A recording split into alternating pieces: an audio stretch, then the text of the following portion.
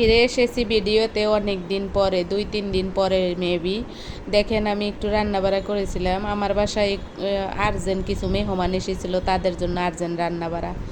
তারা আর্জেন্ট এসেছে, আর্জেন্ট গেছে, তারা মানে দাঁড়াবেই না, এরকম একটা ব্যাপার স্যাপার। তাদের জন্য আর্জেন্ট রান্নাবাড়া করছি। কি রান্না করছি আমি নিজেও কইতে পারি না।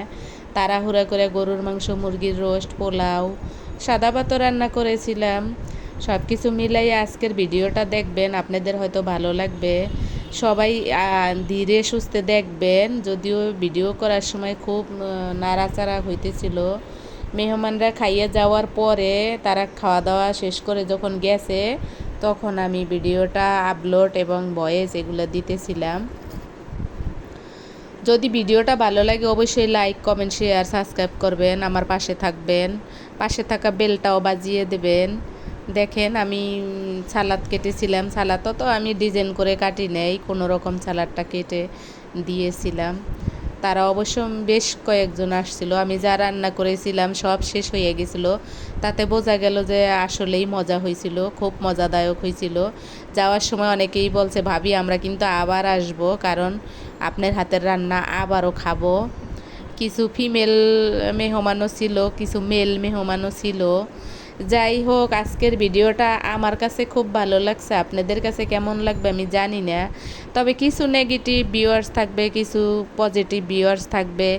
নতুন আপুরা, নতুন ভাইয়েরা, পুরাতন ভাইয়েরা, পুরাতন আপুরা, তাদের সবাইকে আমার অন্তরস্থল থেকে অভিনন্দন এবং আসসালামু আলাইকুম।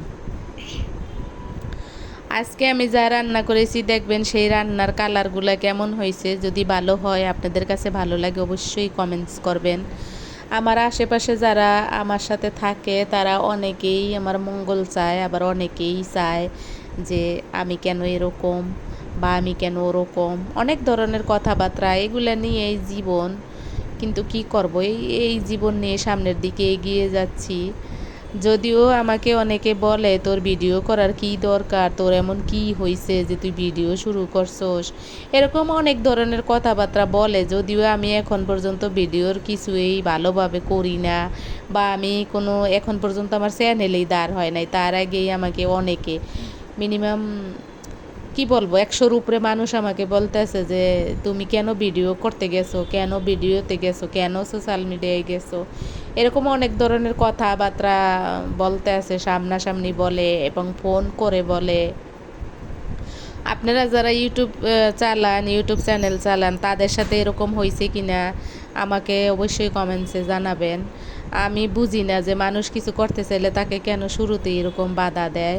যদিও আমার ফ্যামিলি, মানে আমার রক্তের ফ্যামিলি, আমার ভাই বোন, আমার বাবা তো বেঁচে নাই, মা আছে, এরা কেউই আমাকে বাধা দেয় নাই, এরা কেউই আমার উপর দিয়ে কিছু বলে নাই। এদিক দিয়ে আলহামদুলিল্লাহ আমার এক ভাই আছে, আমার ভাইও কখনো আমার কোনো কাজে বাধা সৃষ্টি করে না। আমার ভাই কখনোই বলে না তোমার এই কাজটা ভালো হয় না, তুমি এই কাজটা করো না, এটা সঠিক না।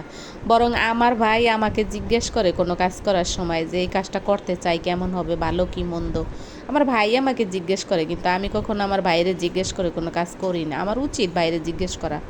এই দেখেন আমি এক জায়গায় ঘুরতে গেছিলাম, মানে ঘুরতে কি একটু বিকেলবেলা ভালো লাগতেছিল না, তাই বের হয়েছিলাম। গাছগুলো অনেক সুন্দর, পাশে একটা নদীও ছিল। গাছের ভিউগুলা কেমন লাগতেছে জানাবেন, অবশ্যই জানাবেন আমাকে। পাশে অনেকগুলা বাগিচার মতন ছিল, মানে যেটাকে নার্সারি বলা হয়। আর এগুলা অনেক আমার তো অনেক সুন্দর লাগে এগুলা, কারণ আমি আসলে দীর্ঘ 23 বছর ধরে একই জিনিস বারবার প্রতিদিন দেখি, বাসা অফিস, বাসা অফিস। এখানে আমার কিছু ছোট ছোট ভাতিজাদের দেখা যাবে, তারা আমাকে একবারে ঘিরা ধরছে। আর এই যে দেখেন মোবাইল নিয়ে নিজেরা ভিডিও করতেছে আর বলতেছে, ফুপু এই ভিডিও যদি তুমি না ছাড়ো তোমার সাথে কাটটি, তোমার সাথে কথাই বলবো না। এই জন্য এই ভিডিওগুলোও দিলাম। যেমন হয়েছে, ওরা ছোটো মানুষ খুব উৎসাহ নিয়ে করছে, তাই ওদের ভিডিওগুলো আমার সাথে সাথে ওদের কাপাকাপি ভিডিও দিয়ে দিলাম, যাতে ওরা বড় হইলে দেখতে পারে যে ওরাও আমার সাথে এরকম করতো। এই দেখেন কি করতে আছে, মানে আমার গায়ের ভিতরে ঢুইকে ওদের বসতে হবে, এরকম একটা ব্যবসা।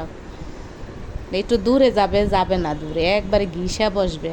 আমাদের গ্রামের একটা দোকানদারের থেকে বিস্কিট খাইতেছিল। দোকানদারের টাকা দেওয়ার আগে বিস্কিট শেষ। দোকানদার বলতেছিল যে টাকা দিবা না, বিস্কিট তো সব শেষ। তারা বলছে টাকা দেওয়া লাগবে। দোকানদার বলে আরে না, দেওয়া লাগবে না। কিন্তু তারপরে এলাকার মানুষ দিয়ে আসলাম টাকা, বেশিও দিয়ে আসলাম কিছু। দোকানদার হলো চশমা পড়ছে, এমন চশমা, কানি চশমা। দোকানদার অনেক সুন্দরী দোকানদার। যাই হোক, সব মিলাই আজকের ভিডিওটা আমার অনেক ভালো লাগছে। আপনাদের কেমন লাগবে জানি না। যদি ভালো লাগে অবশ্যই লাইক কমেন্ট শেয়ার করবেন। প্লিজ ভিডিওটা না টেনে দেখবেন, সবার মাঝে ছড়িয়ে দেবেন।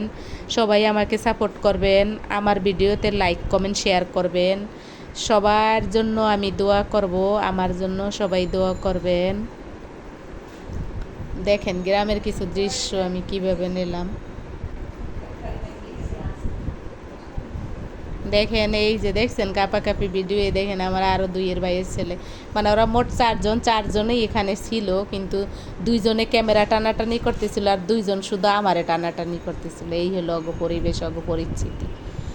ওদেরকে আর বোঝানো কঠিন। এই যে হইলো দোকানদার, দেখেন কত সুন্দরী যৌবনকালে দোকানদার, যে সুন্দর ছিল, এই এসে বসলো টাকা নেয়ার জন্য। কত কথা যে আমার এই দোকানদার বলছে, তুমি বাড়িতে আসো না, তুমি কেন আসো না, দেশের মায়া ভুলে গেছো, এরকম।